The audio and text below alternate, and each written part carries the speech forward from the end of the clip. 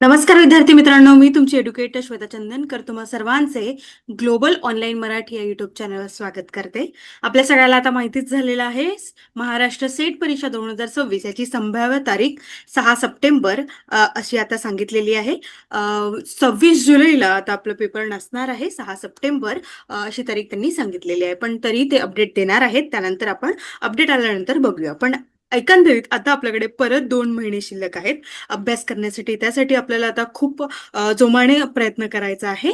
आणि ही सिरीज यामध्ये आपण पेपर 1 यामधले 2011 ते 2025 या दरम्यानचे इम्पॉर्टंट PYQ प्रश्न बघणार आहोत. आज त्याचा पाठ 26वा आहे आणि या आधीचे पूर्ण व्हिडिओ आपल्या युट्यूब चॅनलवर आहे. 60% थेअरी आणि 40% PYQ MCQs मॉक टेस्ट हे मी तुम्हाला सांगितलं होतं. त्यामुळे या 40% आपली ही सिरीज येते आहे, म्हणजे PYQ प्रश्न येते आहे. चला तर मग सुरुवात करूया. ग्लोबल ऑनलाईन आपल्यासाठी घेऊन आले महाराष्ट्र सेट पेपर 1 2026 याची लाईव्ह बॅच जी मंडे पासून सुरू होते आहे, ज्यामध्ये तुम्हाला लाईव्ह क्लास मिळणार आहे, रेकॉर्डेड लेक्चर्स मिळतील आहे, 10 युनिटचे नोट्स मिळणार आहेत, युनिट वाईज MCQs असणार आहे, 5,000+ MCQ सिरीज असणार आहे, सोबतच 50 अधिक मॉक टेस्ट असणार आहे. लास्ट 15 वर्षाची PYQ विथ सोल्युशन्स आहे आणि 1 वर्षाची व्हॅलिडिटी सुद्धा आहे. याची फीज आहे 3,000 रुपये. आफ्टर डिस्काउंट ते 2,600 रुपये असणार आहे. जर का तुम्हाला इनरोल करायचं असेल तर तुम्ही दिलेल्या नंबरवर संपर्क करू शकता किंवा ग्लोबल ऑनलाईन ऍप प्ले स्टोअरवरून डाउनलोड करू शकता. पेपर 1 सारखंच आपल्याकडे पेपर 2 ची पण आपल्याकडे बॅच आहे.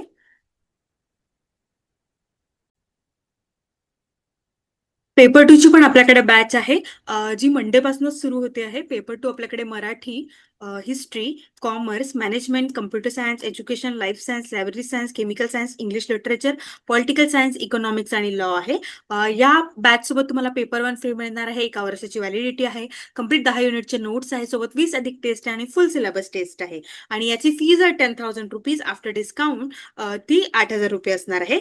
जर का तुम्हाला इनरोल करायचं असेल तर तुम्ही दिलेल्या नंबरवर संपर्क करू शकता किंवा ग्लोबल ऑनलाईन ऍप प्ले स्टोअरवरून डाउनलोड करू शकता. येत्या मंडे पासून आपण नवीन बॅच सुरू करतो आहे, सगळ्यांनी लक्षात घ्या. चला तर मग सुरुवात करूया आपल्या प्रश्नांना. चला आपल्या प्रश्नांना सुरुवात करूया. पहिला प्रश्न आहे, आपल्याला विधाने दिलेली आहे आणि सर्व लिपिक आधुनिक आहेत. काही पुरुष लिपिक आहेत, सर्व आधुनिक व्यक्ती पुरुष आहेत आणि काही पुरुष आधुनिक आहेत. तर आपल्याला स्टेटमेंट्स दिलेले आहेत. ऑल क्लर्क्स आर मॉडर्न, आणि त्यानंतर सम मेन्स आर क्लर्क, आणि कॉन्क्लुजन मध्ये त्यांनी म्हटलंय all modern individuals are men. तर आणि ऑप्शन्स मध्ये दिलेले आहे, some men are modern, only conclusion P follow, both conclusion Q follow, both conclusion P and Q follow, D neither conclusion P nor follow. चला सांगा बघू.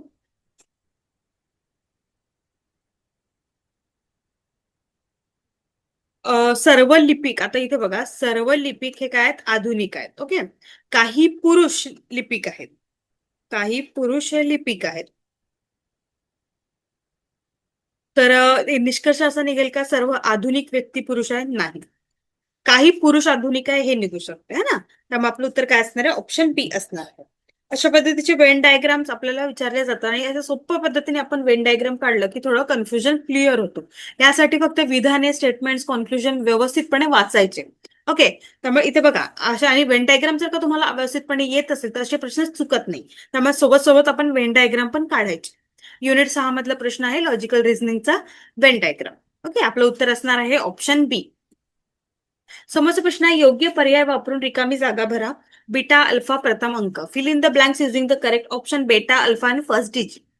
ऑप्शन आहे second digit, prologue, last digit, interval. अशा पद्धतीचे प्रश्न आधी विचारायचे. हे PYQ असल्यामुळे आता याचं प्रमाण कमी झालेलं आहे. ठीक आहे. तर बेटा अल्फा फर्स्ट डिजिट आणि लास्ट डिजिट. ठीक आहे. आपलं उत्तर काय असणार आहे? ऑप्शन सी असणार आहे.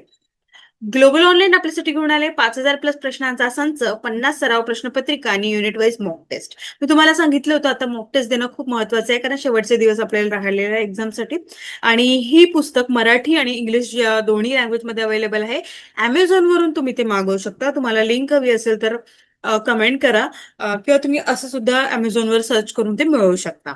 यामध्ये बघा, मागील वर्षाच्या प्रश्नपत्रिका आहे, युनिट वाईज प्रश्नपत्रिका आणि संपूर्ण मॉक टेस्ट. मराठी आणि इंग्लिश असं दोन्ही वेगवेगळे याच्यामध्ये. ऑर्डर करा.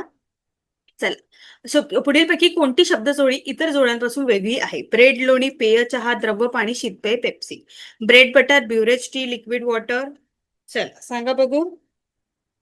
पेय काय, चहा आहे, द्रव्य काय, पाणी आहे, शीतपेय, पेप्सी. आपण ब्रेड आणि बटर हे सोबत सोबत खाल्ले जातात, त्यामुळे आपलं उत्तर काय असणार आहे? ऑप्शन ए असणार आहे. हे रिझनिंगचे प्रश्न आहे, असे प्रश्न आधी विचारायचे, याचे प्रमाण आता कमी झालेलं आहे. ओके.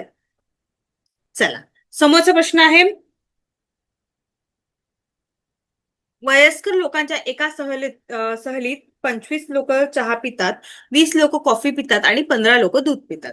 10 लोक चहा व दूध दोन्ही पितात आणि दूध व कॉफी दोन्ही पितात. चहा आणि दूध दोन्ही पिणारे कोणीच नाहीयेत आणि प्रत्येक व्यक्तीवरील 3 पेयापैकी किमान एकाचे सेवन करते. तर सहलीला जाणाऱ्या लोकांची एकूण संख्या किती असणार आहे? In a group of adult on a trip, 25 people drink tea, 20 people drink coffee, 15 milk. आणि यापैकी 10 जे आहेत ते दोन्ही पितात, टी आणि milk. And some people drink both milk and coffee. No one drinks both tea and milk. इथे काय थोडं कॉन्ट्रडिक्स आहे, लॉजिक आहे स्टँडर्ड थेअरीचं. And every person consumes at least one of 3 beverages mention. What is the total number of drink?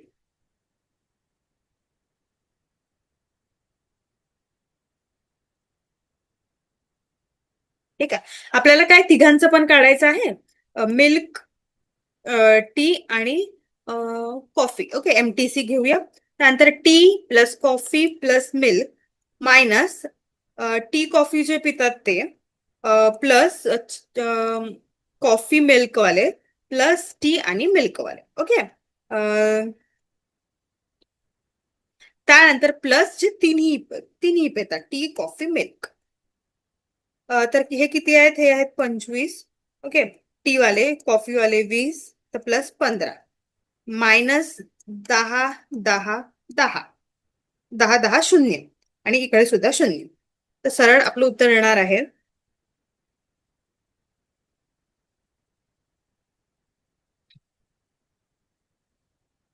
45, 15, 60 आणि हे 20. Coffee आणि milk, एक मिनिट. 10 लोक चहा दूध पितात.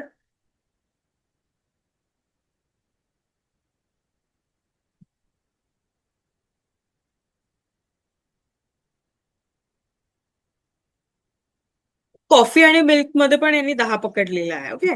तर 60 - 20 आपलं उत्तर असणार आहे 40. पण हे ऑप्शन मध्ये नाहीये. इथे डेटा मिसिंग असल्यामुळे अशा पद्धतीचा प्रॉब्लेम होतो. पण एकंदरीत परत अपडेट आपण एकदा करून बघूया. कधी कधी क्वेश्चन जे आहे एकदा केल्याने सुटत नाही है ना. 25 लोक चहा घेतात, 20 चहामध्ये टी घेते, 20 कॉफी घेतात आणि 15 मिल्क घेतात. ठीक आहे.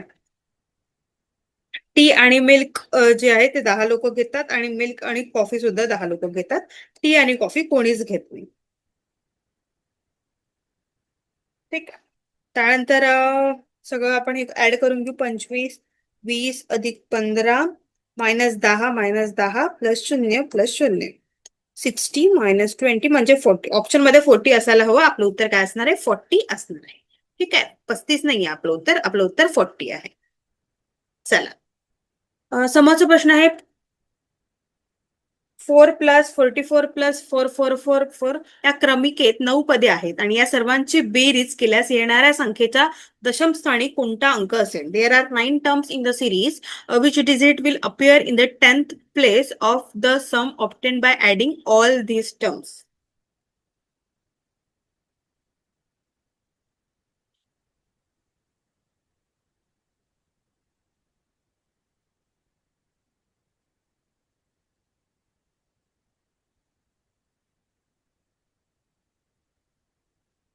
चला सांगा बघू.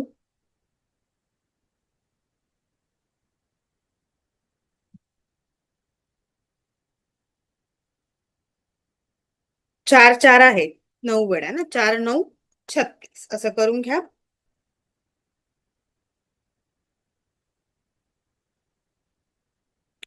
या आधी 4 × 8 32 प्लस कॅरी फॉरवर्ड किती होतात? 3 होतात. 3 होतात ना. 32 अधिक 3 म्हणजे 35. म्हणजे उत्तर 5 येणार आहे.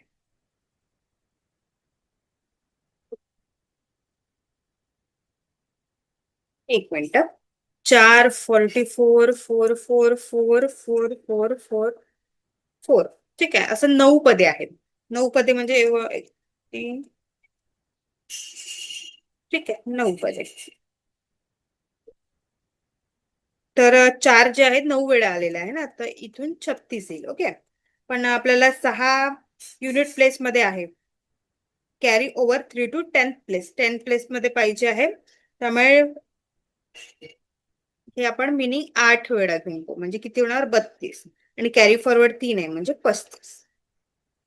म्हणजे आपलं उत्तर काय असणार आहे? ऑप्शन सी असणार आहे, 5. त्यांच्या जे आहे दशम स्थानी 35 म्हणजे 5 नंबर असणार आहे.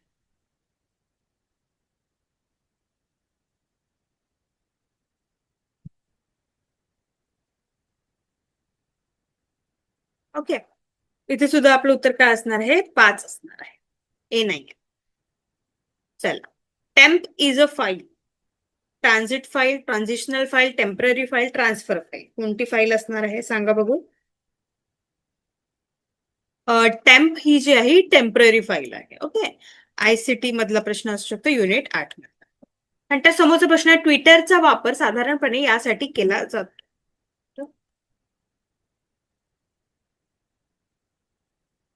हं. गुप्त माहितीचे आदान प्रदान, इलेक्ट्रॉनिक मेल, आंतरव्यक्ती संज्ञापन, मोठ्या सामाजिक समूहाची संज्ञापन. Twitter is generally use for exchange of confidential information, electronic mail, interpersonal communication की communication with a large social group. तर ट्विटर जो आहे, आपल्याला सगळ्यांना माहिती आहे कम्युनिकेशनचा एक हे आहे. त्यामुळे communication is with a large social group जो आहे तो आपल्याला त्यांनी प्रदान केलेला आहे. ट्विटर त्याच्यासाठी ते आहे, मीडिया आहे ती, ज्यामध्ये आपण वेगवेगळ्या लोकांशी बोलू शकतो आणि आपले कम्युनिकेशन करू शकतो. एक त्याचं तर नाव चेंज झालंय, त्याला एक्स असं म्हटलं जातं. Real time social networking site आहे. मायक्रो ब्लॉगिंग सुद्धा करू शकतो यामध्ये, है ना.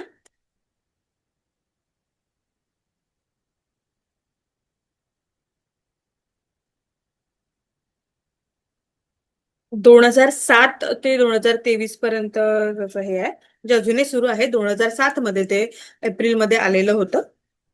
जॅक डॉर्सी, नो ग्लास, बी स्टोन, इवन इवन विलियमसन यांनी बनवली होती ती.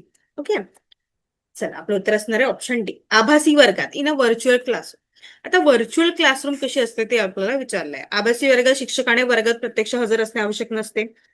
शिक्षकाने वर्गात प्रत्यक्ष हजर असणे, प्राचार्यांचे वर्गात प्रत्यक्ष हजर असणे आवश्यक असते, विद्यार्थ्यांचे वर्गात प्रत्यक्ष हजर आवश्यक नसते. It is not necessary for a teacher to be physically present in the classroom. B, the teacher is physically present in the classroom. C, it is necessary for the principal to be physically present in the classroom. D, it is not necessary for student to be physically present in the classroom. In a virtual classroom मध्ये काय असतं? Virtual classroom ही सुद्धा एक virtual classroom आहे, है ना. Physically मी present नाहीये, पण मी तुम्हाला सांगतेय. त्याच्यामुळे व्हर्च्युअल क्लासरूम मध्ये टीचर वर्गात असणे काही आवश्यक नसते. त्यामुळे आपलं उत्तर काय असणार आहे? ऑप्शन ए असणार आहे. ओके.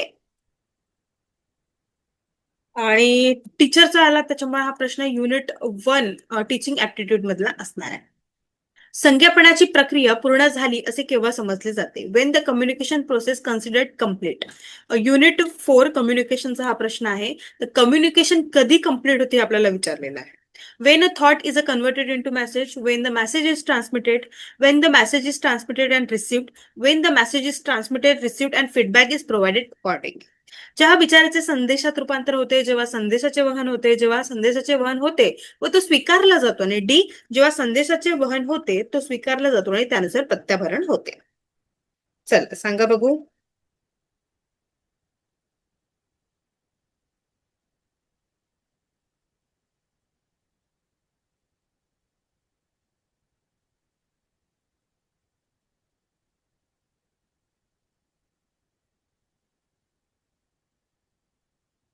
ठीक आहे, मी एक याच्या आधी सांगून देते, बरं उत्तर सांगून देऊ. जेव्हा संदेशाचे वहन होते तेव्हा स्वीकारला जातो त्यानुसार प्रत्याभरण केले जाते. Wien the message is transmitted, जेव्हा मेसेज मिळतो, रिसिव्ह होतो आणि त्याचा फीडबॅक येतो, तेव्हा कम्युनिकेशन कम्प्लीट म्हणतात. इफेक्टिव्ह कम्युनिकेशन केव्हा होते? जेव्हा कम्युनिकेशन हे जे आहे समोरच्याकडून त्याचा फीडबॅक मिळतो, त्यांना समजलं की नाही, काय झालं, व्यवस्थितपणे त्याचं उत्तर आलं की नाही, हे कम्युनिकेशन इफेक्टिव्ह कम्युनिकेशन असते. आणि कम्युनिकेशनची इथे मी डायग्राम तुम्हाला काढून देते बघा. सेंडर, त्यानंतर मेसेज, त्यानंतर काय होतं, सेंडर काय करतो, इनकोडिंग करतो मेसेजला. त्यानंतर चॅनल, मीडियम ज्याच्या थ्रू ते जाते आहे है ना. त्यानंतर येतं रिसिव्हर, आणि रिसिव्हर मेसेज काय करतो, डिकोड करतो. ठीक आहे. आता यामध्ये जर का काही प्रॉब्लेम झाला, त्याला आपण काय म्हणतो, नॉईस म्हणतो. आणि रिसिव्हर काय करतो, फीडबॅक देतो कोणाला, सेंडरला. तेव्हा जाऊन काय होतं, ते मेसेज, तो जे कम्युनिकेशन आहे ते इफेक्टिव्ह होते. ओके, ही ड्रॉइंग तुम्ही काढून घ्या आणि तुमच्या नोटमध्ये ठेवा. सादरीकरणाच्या नियोजनावर पुढील घटकांचा प्रभाव पडू शकतो. Presentation planning can be influenced by the following factor: participants, situation, objective. सहभागी व्यक्ती, परिस्थिती, उद्देश. कशामुळे होऊ शकते? हा, सादरीकरण, प्रेझेंटेशनची प्लॅनिंग जे आहे त्यासाठी पार्टिसिपेंटची आवश्यकता असते, सिच्युएशन बघून केल्या जाते आणि ऑब्जेक्टिव्ह पण असते. त्यामुळे all of the above are correct. वरील सर्व बरोबर आहे असं पद्धतीचं आहे.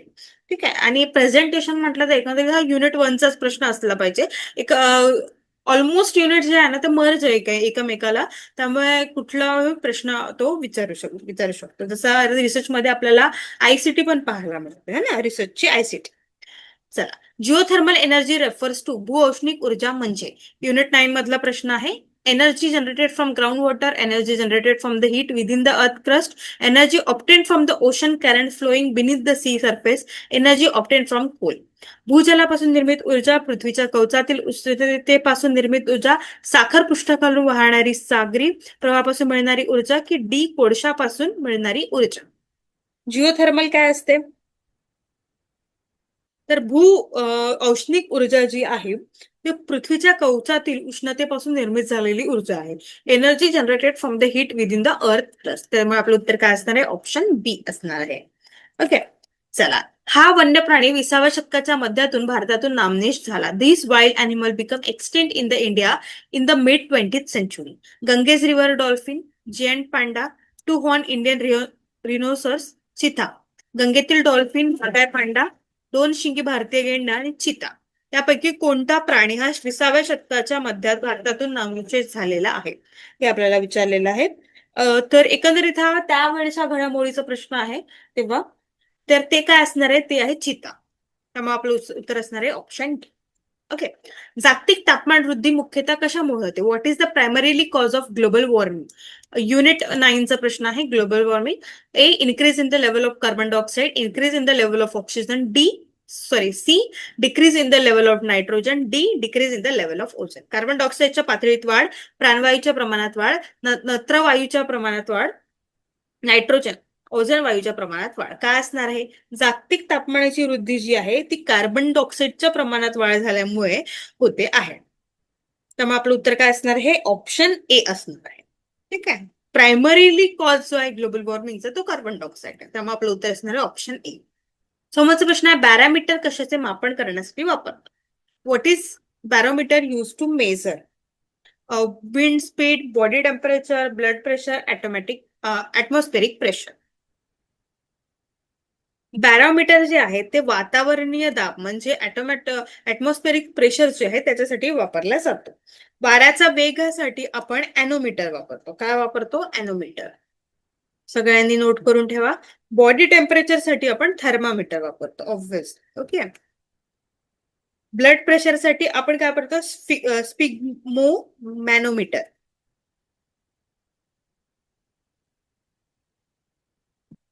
ठीक आहे. आपलं उत्तर काय असणार आहे? ऑप्शन डी असणार आहे. जीपीएस प्रणालीने स्थान निश्चिती करण्यासाठी याचा उपयोग केला जातो. What does the GPS system use for the location determination? Microwave, satellite, police intelligence, wireless message. सूक्ष्मलहरी, उपग्रह, पॉलिसी, गुप्तवार्ता, बिनतारी संदेश. जीपीएसचा फुल फॉर्म इथे लिहून देते, ग्लोबल पोझिशनिंग सिस्टीम. ठीक आहे. आपलं उत्तर काय असणार आहे? ते असते सॅटेलाइट, उपग्रह. याचा उपयोग केला जातो. त्यामुळे आपलं उत्तर आहे ऑप्शन बी. समोरचा प्रश्न आहे, प्रस्तावित पॉस्को पोलाद प्रकल्प कोणत्या राज्यात उभारला गेला? Jharkhand, Chhattisgarh, Odisha, Paschim Bengal. In which state is the propose POSCO steel project to be set up? Jharkhand, Chhattisgarh, Odisha, West Bengal. POSCO steel project जो आहे तो आहे ओडिसामध्ये. ओके, त्यामुळे आपलं उत्तर काय असणार आहे? ऑप्शन सी असणार आहे. खालीलपैकी कोणते विद्यापीठाचे प्रमुख कार्य नाही? Which of the following is not a primarily function of a university? Unit 10चा पण प्रश्न आहे, हा 1चा पण आहे. ऑब्व्हियसली टीचिंग आलं त्याच्यामुळे युनिव्हर्सिटीज पण आल्या. तर teaching, research, publication, extension work. खालीलपैकी कोणते विद्यापीठाचे प्रमुख कार्य नाही? अध्यापन, संशोधन, प्रकाशन, विस्तार कार्य. पब्लिकेशन हे काही विद्यापीठाचे प्रमुख कार्य नाहीये. टीचिंग आहे, संशोधन आहे, विस्तार कार्य आहे, पण पब्लिकेशन नाहीये. त्यामुळे आपलं उत्तर असणार आहे ऑप्शन सी. विद्यापीठ अनुदान आयोगाने विद्यार्थ्यांच्या पदवीबरोबरच पदविका किंवा प्रमाणपत्र अभ्यासक्रम करण्याची परवानगी देण्याचे कारण? विद्यापीठे व महाविद्यालयाचे उत्पन्न वाढवणे, बी अध्यापकांना पुरेसा कारभार उपलब्ध करून देणे, सी मानवी व अमानवी संसाधनाचा जास्तीत जास्त विनियोग करणे, डी विद्यार्थ्यांना त्यांचे पदवी अभ्यासक्रम झाल्यावर काम करण्यास सक्षम बनवणे. The reason behind the University Grant Commission allowing students to pursue diploma or a certificate courses alongside their degree. A, to increase the revenue of the university and colleague. B, to provide adequate workload for teachers. C, to maximize the utilization of human and non-human resources. To make students capable of working after completion their degrees. Obviously आपल्या सगळ्यांना माहिती आहे, विद्यार्थ्यांना त्यांचे पदवी अभ्यासक्रम झाल्यावर काम करण्यास सक्षम बनवले. मोटिव्हच हा आहे की टू मेक स्टुडंट्स कॅपेबल. तो कॅपेबल झाला पाहिजे त्याचं वर्क करायला डिग्री किंवा डिप्लोमा नंतर, है ना. त्यामुळे आपलं उत्तर काय असणार आहे? ऑप्शन डी मधलं असणार आहे. डी असणार आहे. युनिट 1 मधला हा प्रश्न आहे. ओके. भारत सरकारच्या उच्च विभागात खालीपैकी कशाचा समावेश होत नाही? Indian council of social science research, Indian council of political research, C Indian council of world affair, Indian council of historical research. Which of the following is not included under the department of higher education government of India? Indian council of social science research, B Indian council of philosophical research, C Indian council of world affairs, D Indian council of historical research. तर department of higher education गव्हर्नमेंटमध्ये Indian council of world affairs जे आहे ते येत नाही. त्यामुळे आपलं उत्तर काय असणार आहे? ऑप्शन सी असणार आहे. हा युनिट 9 मधला प्रश्न असला पाहिजे हायर एज्युकेशनचा. त्यानंतर समोरचा प्रश्न आहे, भारतात विशिष्ट शैक्षणिक संस्थांमध्ये धार्मिक शिक्षणाचे व पूजेचे स्वातंत्र्य यानुसार दिले जाते. In India the freedom regarding religious instructions and worship in certain educational institution is granted under fundamental right, fundamental duties, directive principle, human right. मूलभूत हक्क, मूलभूत कर्तव्य, मार्गदर्शक तत्वे की मानवी हक्क. तर भारतात विशिष्ट शैक्षणिक संस्थांमध्ये जे आहे धार्मिक शिक्षणाचे किंवा पूजेचे स्वातंत्र्य हे मूलभूत हक्कामध्ये येते, फंडामेंटल राईट आहे ते, है ना. त्यामुळे आपलं उत्तर काय असणार आहे? ऑप्शन ए असणार आहे. आणि हा प्रश्न घटक 9 मधला आलेला आहे. ठीक आहे, फंडामेंटल राईट्स. त्यानंतर विद्यापीठाचे शैक्षणिक निर्णय घेणारे सर्वोच्च मंडळ ही आहे. अभ्यास मंडळ, विद्याशाखा, विद्या परिषद, महाविद्यालय व विद्यापीठ विकास मंडळ. The highest body responsible for making academic decision in a university is the Board of Studies, Faculty, Academic Council, Board of College and University Development. तर ते असणार आहे विद्या परिषद, academic council. Option C. Bharat सरकारच्या उच्च शिक्षण विभागाची प्रमुख उद्दिष्टे खालीलप्रमाणे आहेत. राष्ट्रीय शैक्षणिक धोरण ठरवणे, उच्च व तांत्रिक शिक्षणाचा नियोजनबद्ध विकास घडवून आणणे, गुणवंत विद्यार्थ्यांना शिष्यवृत्ती देणे. The main objective of Department of Higher Education Government of India are as follows: formulating the national education policy, bringing about the planned development of higher technical education, fourth, providing scholarships to meritorious students. हे चारही जे आहेत ते आपले बरोबर आहे, है ना. राष्ट्रीय शैक्षणिक धोरण ठरवते, उच्च तांत्रिक शिक्षणाचा नियोजनबद्ध विकास घडवून आणते, गुणवत्ता विद्यार्थ्यांना शिष्यवृत्ती देते. त्यामुळे सगळंच इथे प्रोव्हाइड करता आहेत. त्यामुळे आपलं उत्तर काय असणार आहे? ऑप्शन डी असणार आहे. चारही बरोबर. ओके, अशा पद्धतीने आपण काही महत्वाचे पीएसक्यू प्रश्न पाहिलेले आहेत. जास्तीत जास्त युनिट 9 चे पाहिले आहे आणि टीचिंग ऍप्टिट्यूडचे पाहिले आहे. आणि यासोबतच जर का तुम्हाला 5000 प्लस संचयाचं पुस्तक मागवायचं असेल तर तुम्ही Amazon वरून मागवू शकता आणि आपल्या मॉक टेस्टला सुरुवात करू शकता. 20 दिवसाचा क्रॅश कोर्स आपण सुरू केलेला आहे. जर का तुम्हाला तिथेही सुद्धा एनरोल करायचं असेल, तुम्ही दिलेल्या नंबरवर संपर्क करू शकता किंवा ग्लोबल ऑनलाईन ॲप प्ले स्टोअरवरून डाउनलोड करू शकता. खूप खूप धन्यवाद.